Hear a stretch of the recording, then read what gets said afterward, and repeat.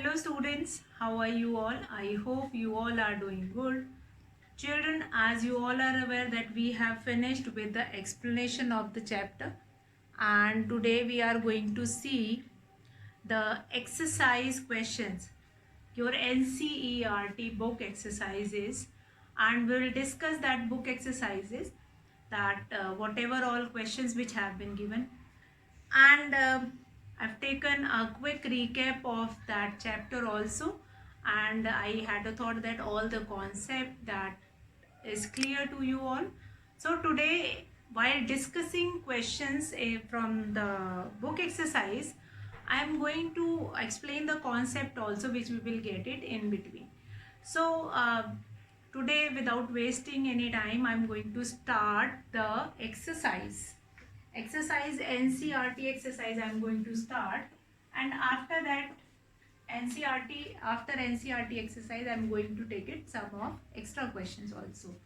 So NCRT exercises, we are going to start with NCRT exercises, and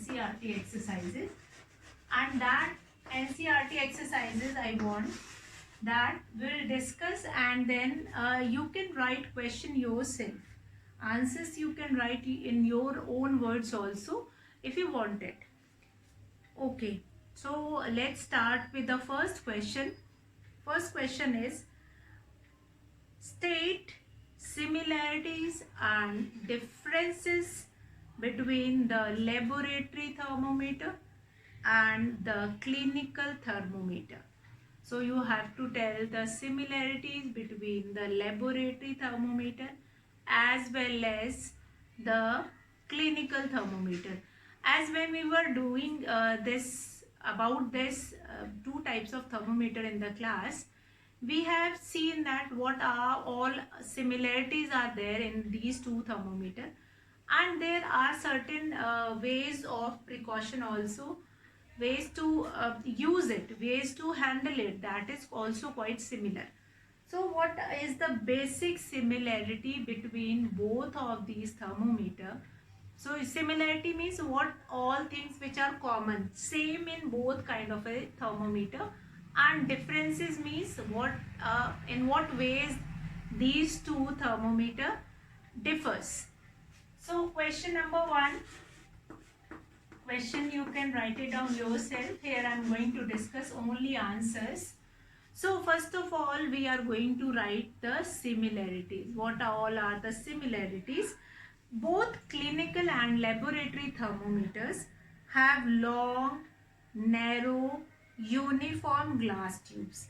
So both kind of a thermometer have long, narrow glass tubes. Both of these thermometer is made up of glass only.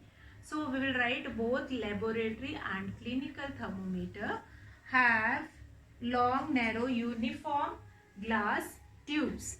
So this similarity we are going to write. Similarities, and then we are going to write differences.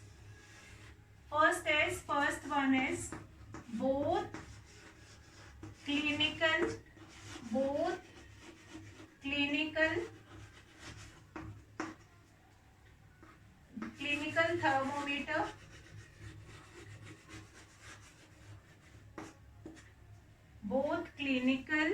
thermometer and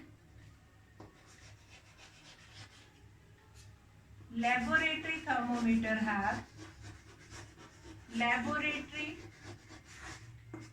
thermometer have long,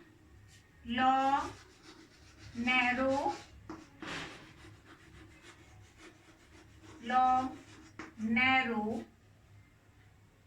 uniform glass tubes.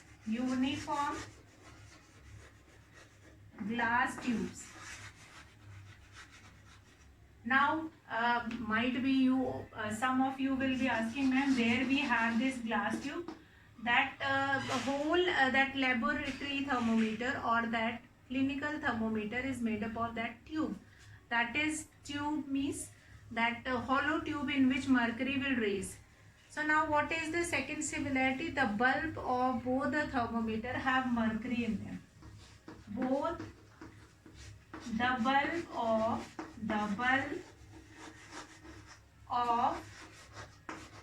both the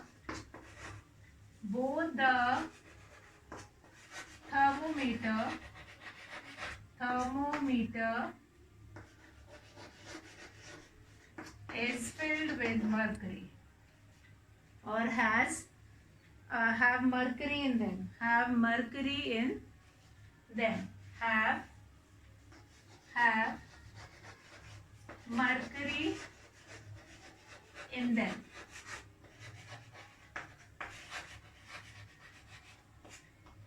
So these are the similarities, that both clinical thermometer and laboratory thermometer have long, narrow, uniform glass tubes, and the bulb of both the thermometer have mercury in them. So these are the similarities of both the thermometers. Now we'll talk about the differences. What are the differences among these two thermometers? What are the differences among these two thermometers? So differences, if I talk about the differences, that clinical thermometer is used to measure the body temperature of humans, and laboratory thermometer is used to measure the temperature of liquid. Then temperature range of clinical thermometer is from 35 degrees Celsius to 42 degrees Celsius, whereas in laboratory thermometer has the range of minus 10 degrees Celsius to 110 degrees Celsius. So these differences we will write. Two similarities we have written. So you can write two differences also. It's totally up to you. If you want to write more than two differences, that also you can write. Now what we will write, that clinical thermometer is used to measure human body temperature. The first which I have told you, clinical thermometer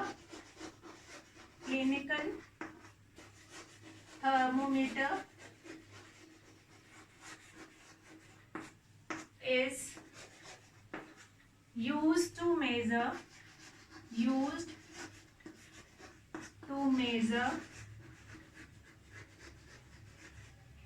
body temperature of humans, body temperature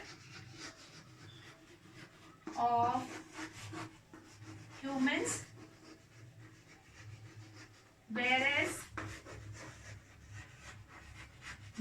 laboratory thermometers are used to measure the temperature of liquid. Laboratory thermometer, or you can write whereas laboratory thermometer cannot be used to measure the body temperature of humans. That also you can, laboratory thermometer is not used to take laboratory thermometer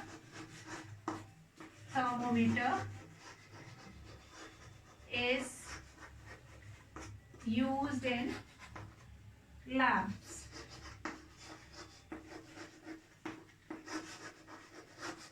Laboratory to measure the temperature of liquid, that also you can write it down. So that first part you can finish it. In laboratory to measure the temperature of liquid. Second, you can write that the temperature range of both the thermometer is different. The clinical thermometer ranges from 35 degrees Celsius to 42 degrees Celsius, and the range of laboratory thermometer is from minus 10 degrees Celsius to 110 degrees Celsius. So that second part you can write. Like third part also you can write, we can tilt clinical thermometer to take its reading, but we cannot tilt laboratory thermometer. Laboratory thermometer will have to keep it upright only. Now that is question number 1. Now question number 2. Give two examples each of conductor and insulator. So as I told you in the beginning, that wherever we are going to get any thing which is related to our concept building, anything which is is related to a concept that we are going to revise there only. Conductors are what? Conductors, the object which allows the heat to pass through them, heat and electricity both to pass through them. They are considered as conductor. And insulator which does not allow the heat to pass through them. So they are known as insulators. Now, two examples of conductor you have to write. You can write aluminium, you can write iron, you can write copper. All the metals are conductors. Now, insulators, you can write wood, you can write plastic, you can write bakelite, you can write rubber. These all are insulators. Now, we'll come to question number 3. Question number 3 is fill in the blank. Question number 3 is fill in the blank. A part. Now, the hotness of an object is determined. The hotness of an object is determined by its. The hotness of an object is determined by its. So, what will be the answer here? The hotness of an object is determined by its. So, the hotness of an object is determined by its temperature. So, the hotness of an object is determined by its temperature. Question number 3, fill in the blank. Fill in the blanks. So, A part is, first is the hotness of an object is determined by its temperature. So, in the answer you are going to write temperature. Now, we'll come to B part. B part is the temperature of boiling water cannot be measured by clinical thermometer. It can be measured only by laboratory thermometer. It can be measured only by laboratory thermometer. Temperature is measured in degree Celsius. That can be measured in degree Celsius. Okay, now we'll come to next D part, that is no medium is required for transfer of heat by the process of radiation. In the process of radiation, we do not require any medium.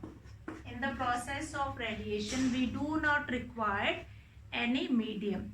E part is a cold steel spoon is dipped in a cup of hot milk. Heat is transferred to the other end by the process of.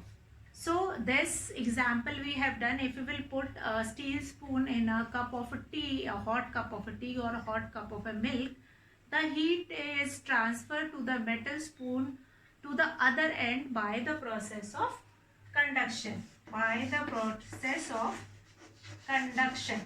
Since steel is a good conductor, it allows heat to pass through it.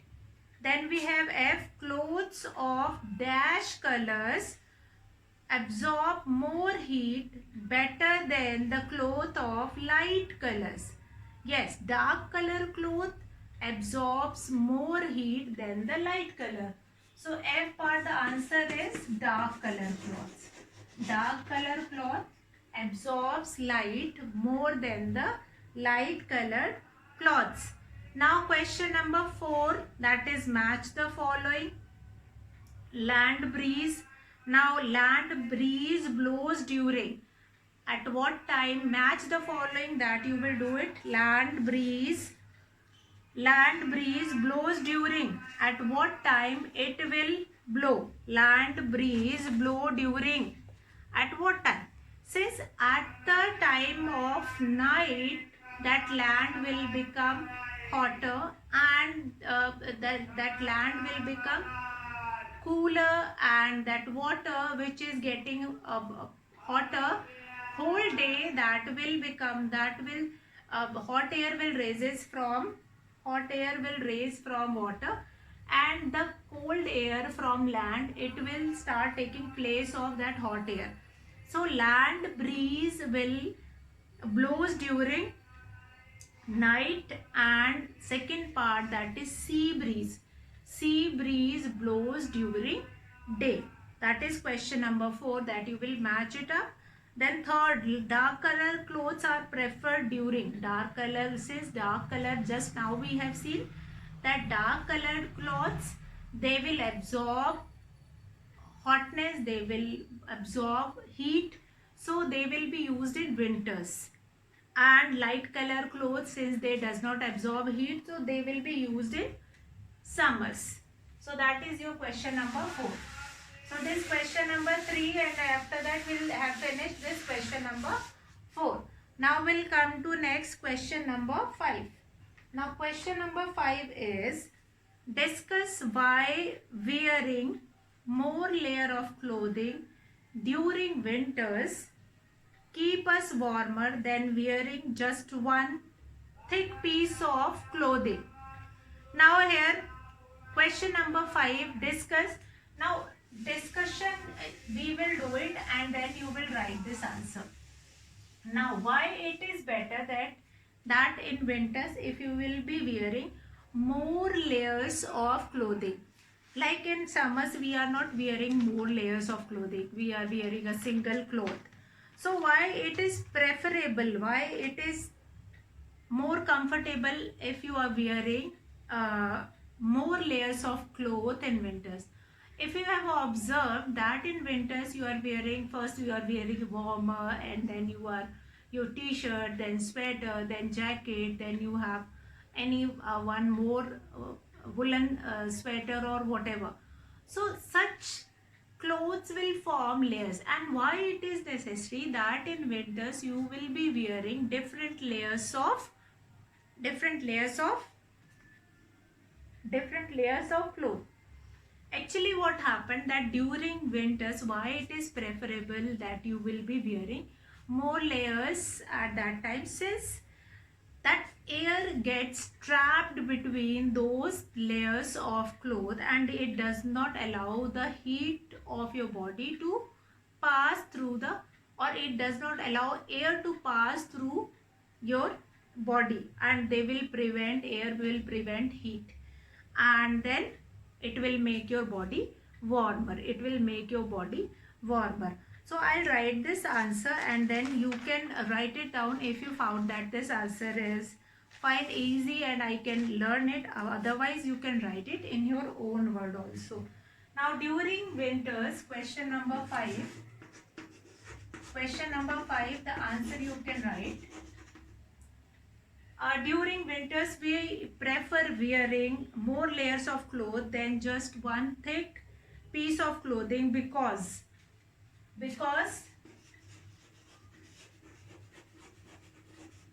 air gets trapped in between.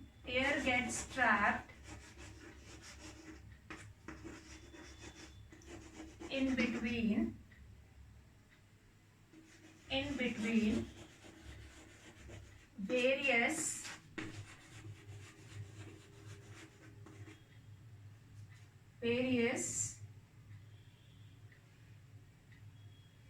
clothing layer,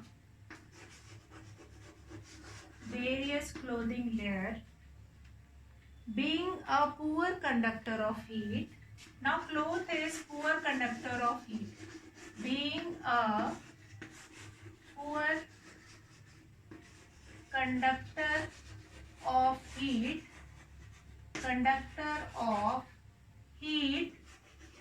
since this we all are aware of it, that cloth is poor conductor of heat and air prevents heat loss from our body.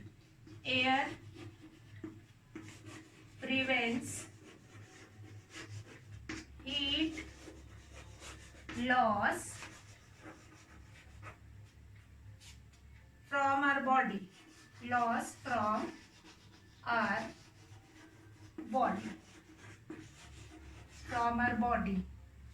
Hence, layers of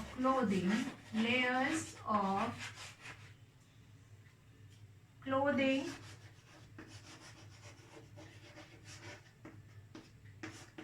keep us warmer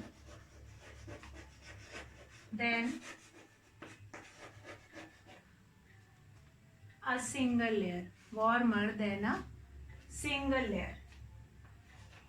Than a single layer.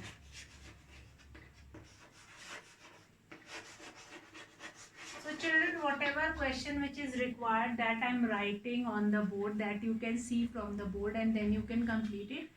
And few of the question whose answers you can write it down yourself. Whose answers you can write it down yourself, that you will write it down yourself.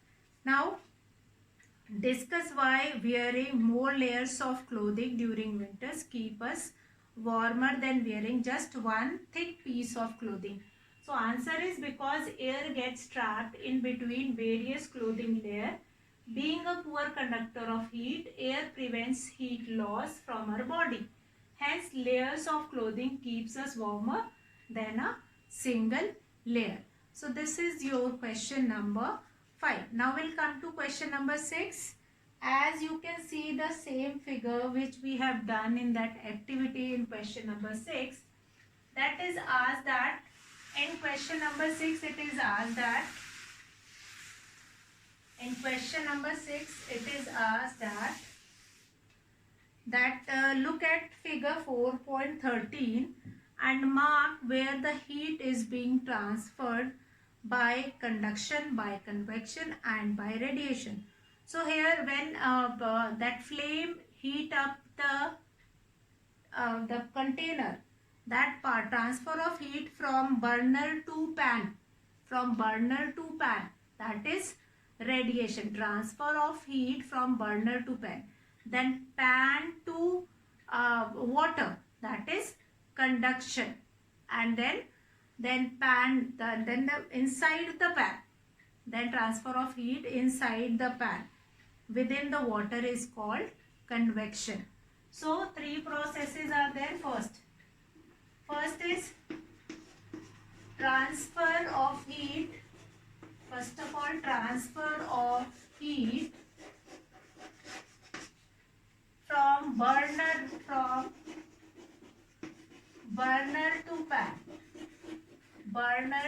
pan. That is radiation.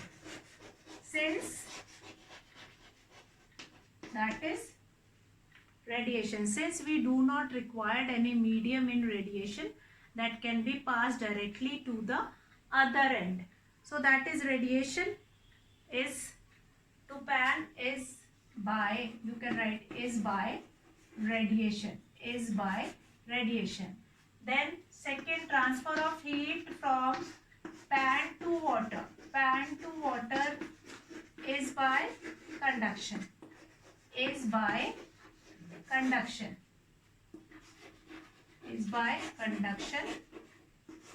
And after that we have number 3.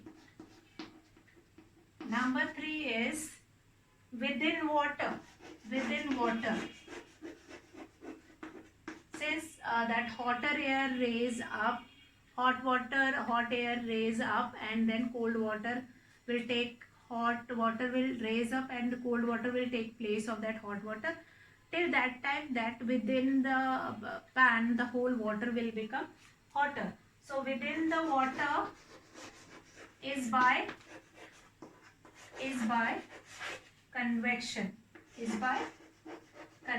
So 3 processes are there: radiation, conduction and convection. So that you will write it down. Now we'll come to the next question.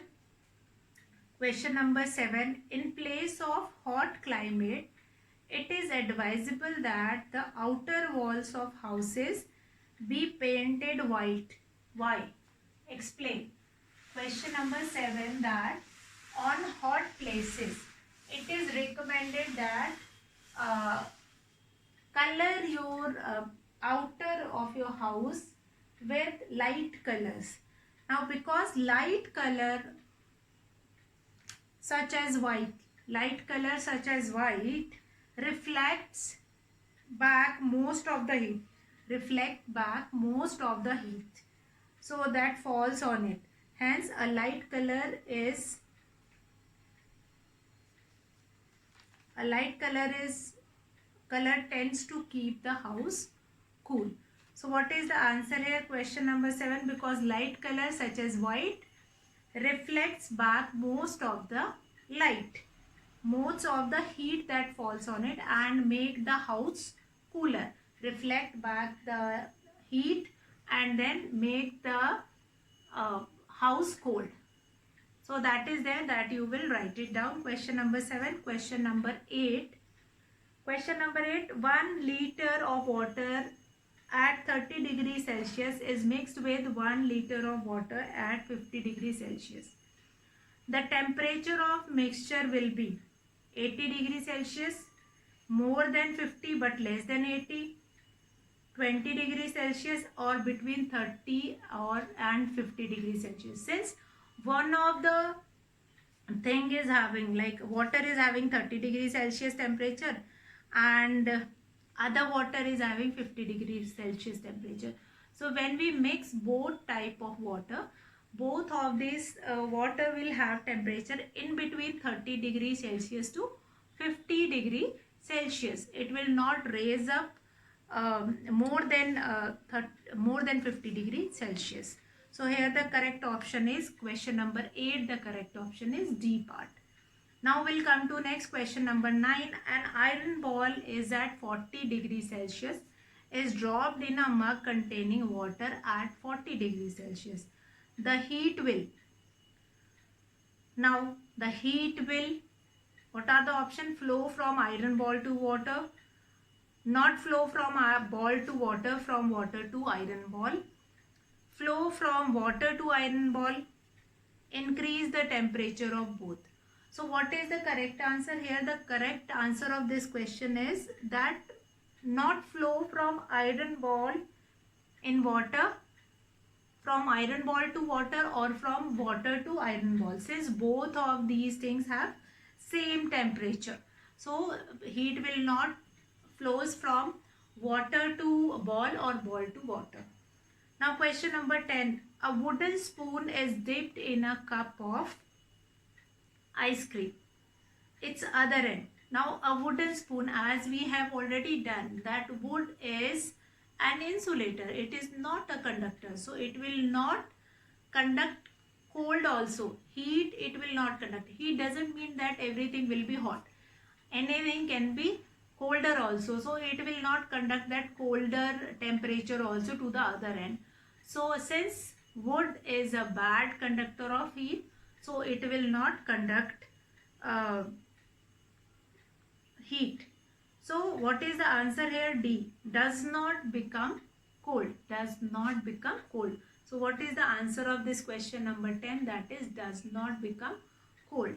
Question number 11. Stainless steel pan are usually provided with copper bottom. The reason for that could be that, yes, copper is a better conductor of heat than the stainless steel. Just now we have done that a few of the things which are good conductor. So good conductors are used to pass heat through them completely, so that the utensil, so that the container which you are using, that will become heated up faster. Pan which you are using, so the base of that, nowadays this such kind of utensils are quite in fashion. Those who have stainless steel pan will be there, and a coating of copper in the base will be there, which allows the heat to pass through them quickly and make the pan heat up quickly. So that is there, question number 11. So question number 8, question number 7 I have explained, and question number 8 correct option is D. Question 9 correct option is B. Question 10 correct option is D, and question 11 the correct option is C. So children, complete all these question answers in your science notebook. After that, we will discuss some extra questions also. Today I'll finish the class here. That's all for today, children. Have a good day.